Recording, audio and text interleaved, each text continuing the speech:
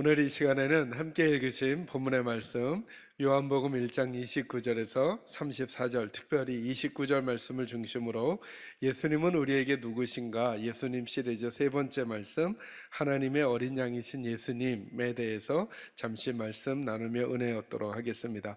오늘 이 말씀을 통해 세 가지를 여러분과 좀 나눌 거예요. 오늘 보니까 예수님을 뭐라고 말하느냐 하면, 무엇을 지고 가는 하나님의 어린 양이요? 세상 죄를 지고 가는 하나님의 어린 양이래요. 세상 죄의 하나의 방점을 찍고요. 두 번째는 세상 죄를 무엇하는 하나님의 어린 양이요? 지고 간대요. 이 지고 간다는 게 무슨 말인지가 두 번째 말씀. 세 번째는 세상 죄를 지고 가는 누구라고요? 하나님의 어린 양. 하나님의 어린 양의 방점을 찍어 여러분과 이 세 가지 말씀 나누겠습니다. 첫 번째로 이 질문하며 말씀 나누죠. 여러분, 인류의 문제가 뭘까요? 인류의 모든 문제의 근원이 뭘까요? 여러분, 저희가 대하고 있는 모든 대중 매체가 우리에게 전하는 뉴스들 있잖아요. 그 뉴스들은 뭘 의미하는 거냐 하면, 이런 식으로 바라보면 이렇게 이해될 수 있어요. 그 모든 뉴스들은 세상이 행복해지려면 이 문제가 해결돼야 된다라고 하면서 우리에게 알려주는 거예요. 예를 들면 요즘 우리나라에 부동산 문제가 막 와글와글해요. 이게 무슨 얘기일까요? 우리나라가 부동산 문제가 좀 해결돼야 우리나라가 행복해질 거다라고 하는 관점인 거예요. 예를 들면 세금 문제가 막 와글와글해요. 그러면 이런 거예요. 이 세금 문제가 잘 해결되어야 우리나라가 좀 행복해질 거다. 그런데 막 코로나19 문제가 막 와글와글하는 뉴스들이 많이 와요.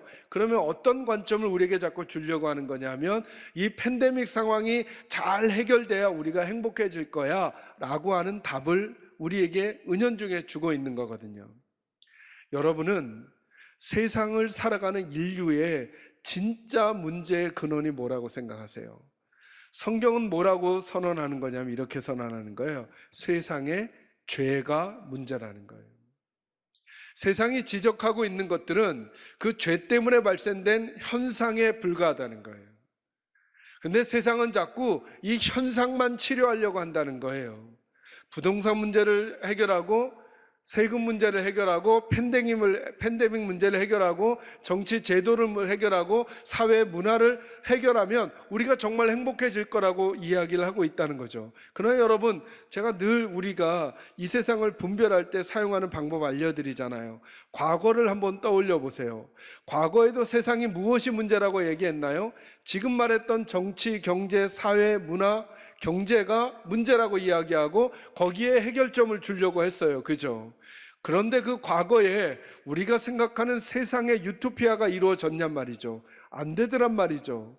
그리고 더 발전되었다라고 하는 지금을 한번 바라보자는 거예요. 지금 우리가 사는 지금 이 세상, 이 세상도 나름의 사회, 경제, 문화, 정치 등등의 해결점들을 제시하고 더 고도로 발달된 아주 민감한 이야기들까지 하지만, 그럼에도 불구하고 우리는 행복을 누리지 못해요. 그죠? 또 하나, 그러면 과거에 사람들이 제시한 방법으로 안 됐고 현재의 사람들이 제시하는 방법으로 안 됐다면 여러분, 예측 가능하지 않을까요? 우리의 미래는 이 모든 것들이 해결된 인간 사회에 그냥 행복한 시대가 과연 올 수 있을까요? 그들이 제시하는 그 방법으로.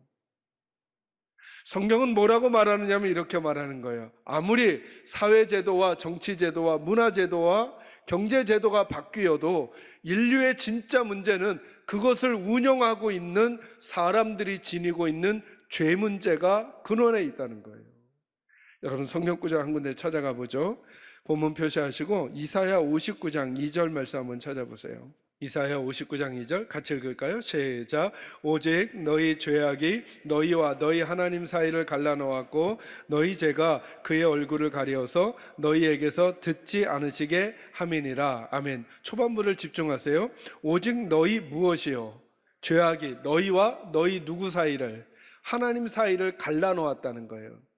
여러분, 성경이 일관되게 우리에게 말씀하시는 게 뭐예요? 창세기 1장, 2장, 3장으로 돌아가 보세요. 하나님께서 첫째 날부터 여섯째 날까지 모든 이 땅에 존재하는 것들을 창조하실 때마다 마지막에 하셨던 말씀이 뭐냐면, 하나님이 보시기에 뭐 했더라?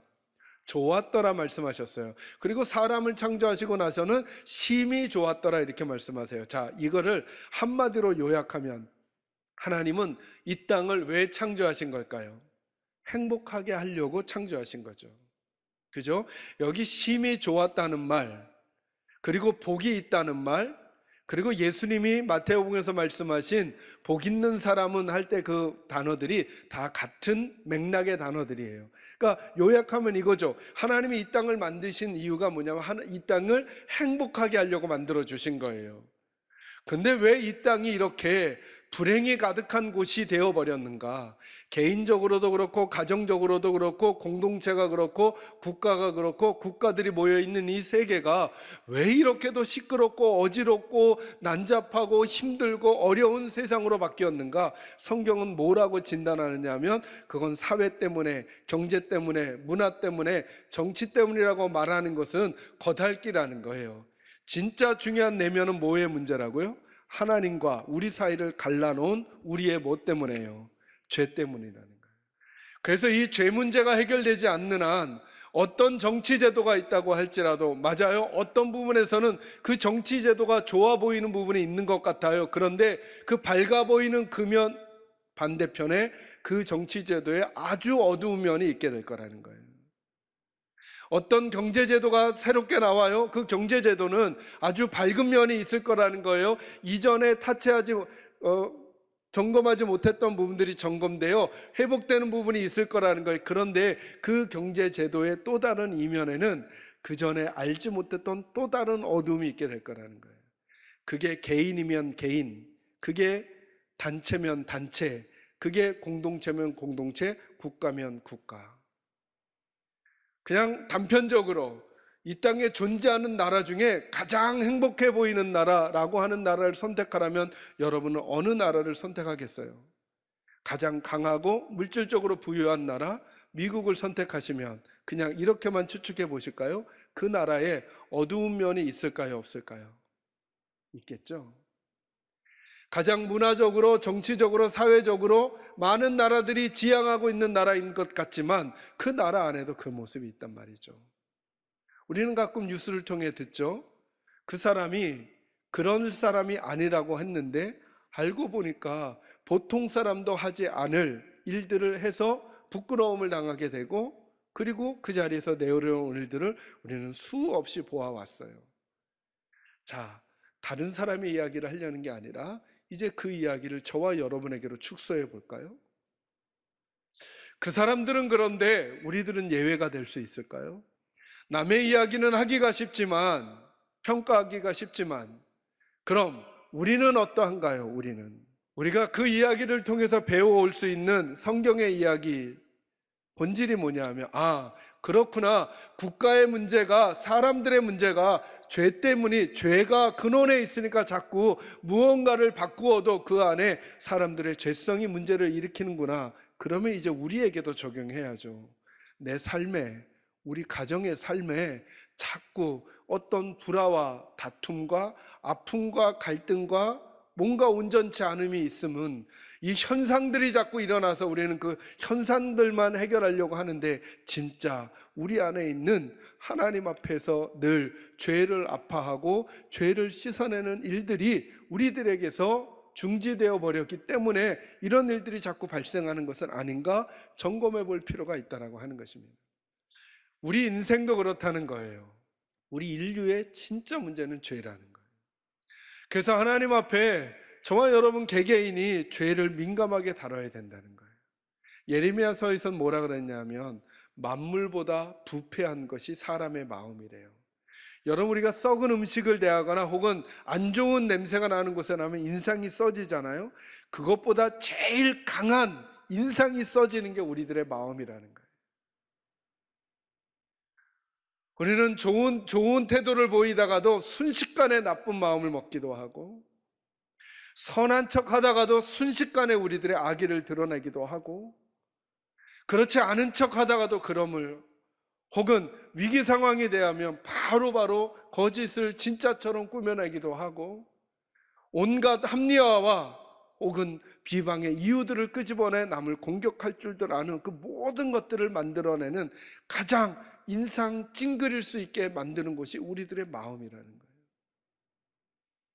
이 마음 안에 있는 이 죄성의 문제들을 잘 해결하지 않고는 우리가 돈이 조금 많아져도, 지위가 조금 좋아져도, 지금 저와 여러분이 진단하고 있는 그 진단이 해결된다고 해도 진짜 하나님이 의도하시는 복된 인생이 우리에겐 없을 거라는 거예요. 그러면서 예수님을 통해 하나님이 말씀해 주시는 거예요. 여러분, 예수님이 이 땅에 오셨다는 것은 두 가지 면에서 경고와 위로가 되는 거거든요. 여러분, 예수님이 이 땅에 오셨다는 것이 왜 우리에게 경고일까요? 예수님이 오시지 않고는 이 땅의 문제가 해결되지 않을 만큼 심각하다는 거예요. 우리에게 소망과 위로가 되는 이유는 그런데 예수님이 오셨다는 거예요. 그러니까 우리에게 벌어지고 있는 작고 큰 일들을 예수님 없이 우리끼리 해결하려고 하지 말고 우리의 죄를 지고 이 땅에 오신 예수 그리스도, 그분을 붙들고 살아야만 우리 인생의 문제가 해결될 수 있다라고 하는 거예요. 어떻게 죄 문제를 해결하는가? 예수와 함께 사셔야 합니다. 그러니 이렇게 질문하는 거죠. 나는 내 죄 문제를 잘 다스려가고 있는가? 라고 하는 질문을 이렇게 바꿔보는 거죠. 나는 요즘 예수님과 함께 동행하며 지내고 있는가? 내 개인의 일을, 우리 가정의 일을, 그리고 우리 공동체의 일을. 저는 여러분들이 우리 주님과 함께 동행하시는 분들이 되기를 주의 이름으로 축원합니다. 두 번째로요, 다시 본문으로 돌아오시겠습니다. 29절 말씀을 다시 한번 읽을까요? 읽습니다. 시작. 이튿날 요한이 예수께서 자기에게 나아오심을 보고 이르되 보라, 세상 죄를 지고 가는 하나님의 어린 양이로다. 아멘. 여기 지고 간다 이런 표현이 있어요. 이 지고 간다는 말은 없애버린다 이렇게 말해요. 그런데 죄를 없애는 방법, 지고 가는 방법은 딱 한 가지 방법밖에 없어요. 죄의 삭은 뭐라고요? 사망이죠. 죄를 없애는 방법은 죽는 것밖에 없는 거예요. 그러니까 여러분, 오늘 본문은 이렇게 말하는 거예요. 세상 죄를 위해 죽으러 오신 하나님의 어린 양이라는 거예요. 그러니까 여러분, 어린 양이라고 하는 이름이 예수님에게 적용될 땐 항상 어떤 이미지가 떠올라야 되느냐 하면 죽으시는구나, 우리를 위해 죽으시는구나. 제가 그래서 언젠가 짓궂게 성탄절 설교를 하면서 여러분에게 이런 질문 드린 적 있죠. 성탄절은 기쁜 날입니까? 슬픈 날입니까? 어처구니 없게도 성탄절은 우리 모두에게 기쁜 날처럼 여겨지지만 사실은 그날 태어나신 예수님은 이 땅에 왜 오신 거예요? 죽으러 오신 거예요. 누구를 위해? 우리 때문에 죽으러 오신 거죠. 근데 우리는 죽으러 오신 예수님을 보고 박수를 치고 있다는 거죠. 이건 너무 황송하고 죄송하잖아요. 어찌 보면 성탄절은 정말 그 의미를 아는 사람들에겐 너무나 죄송하고 황송한 일이죠. 왜 그렇죠? 왜 죄송하죠? 나 때문에 죽으러 오신 거예요. 근데 왜 감사하고 황송하죠? 이제 내가 살 길이 생긴 거예요, 그분 때문에. 그래서 그분 앞에 예물을 드리거나 제사를 드리는 건 그냥 기쁨의 박수를 막 치는 게 아니라 너무 죄송하고 황송해서 얼굴을 들지 못하는 그 마음까지 합쳐서 예배를 드리는 거죠. 그게 어찌 보면 성탄의 의미인지 몰라요.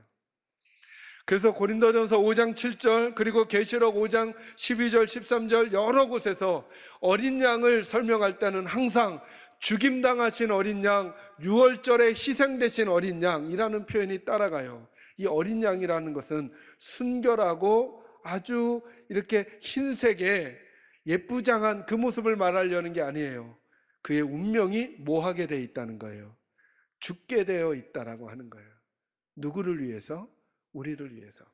여러분, 이 시간에 조금 어려운 본문이 될 수도 있겠지만 한번 좀 점검하고 넘어가겠습니다.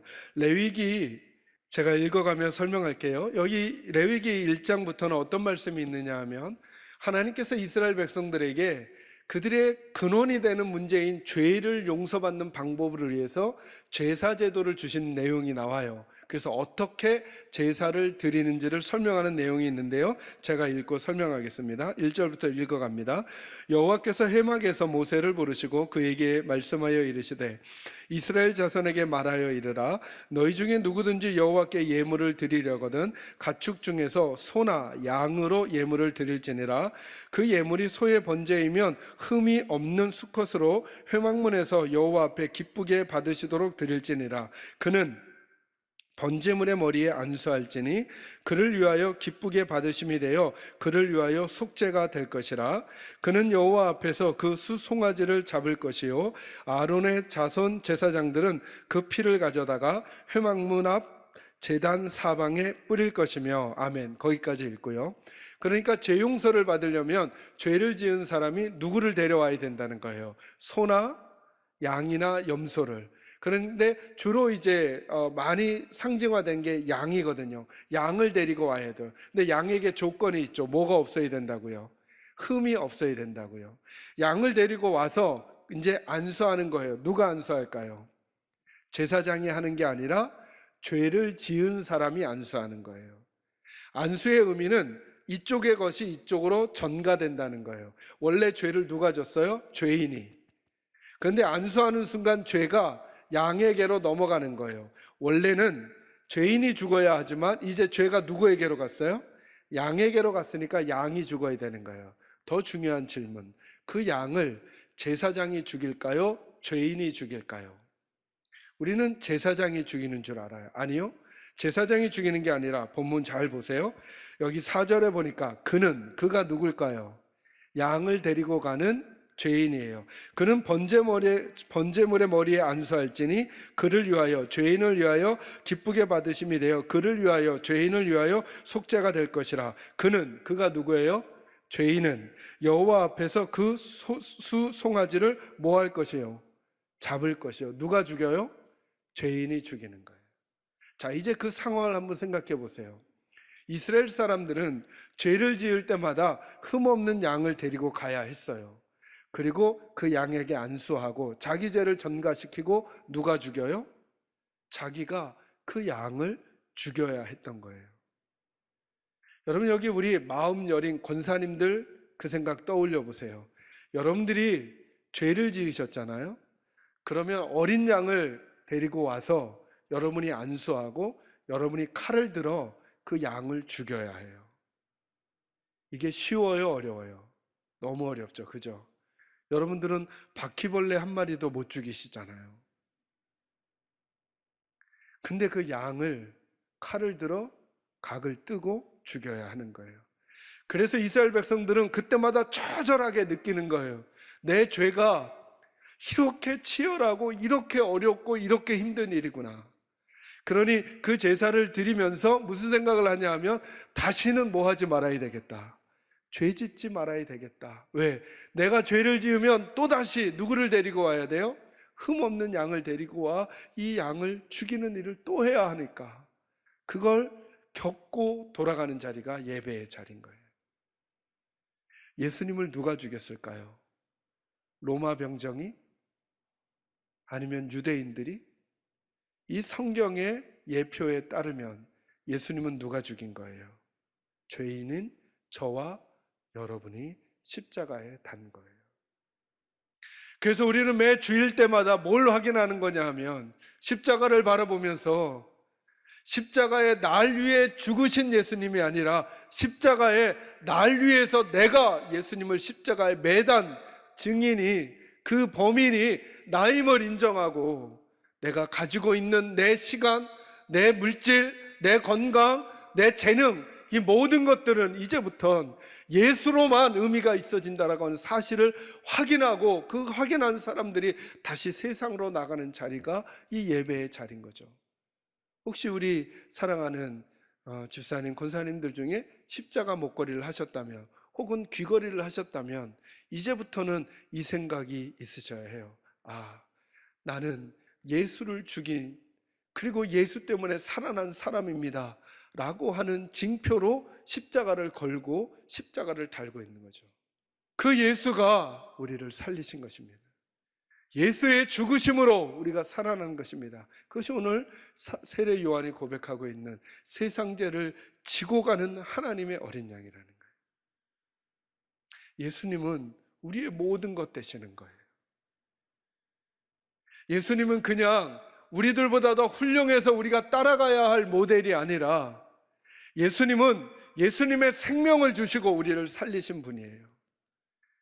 제가 끝까지 예수님은 우리가 닮아가야 할 분이기 전에 예수님은 우리가 닮아야 하는 분이라고 하는 이유는 그냥 예수님 그분 자체가 우리들의 생명이고 우리들의 존재를 설명하는 것이어야 하기 때문에 그래요.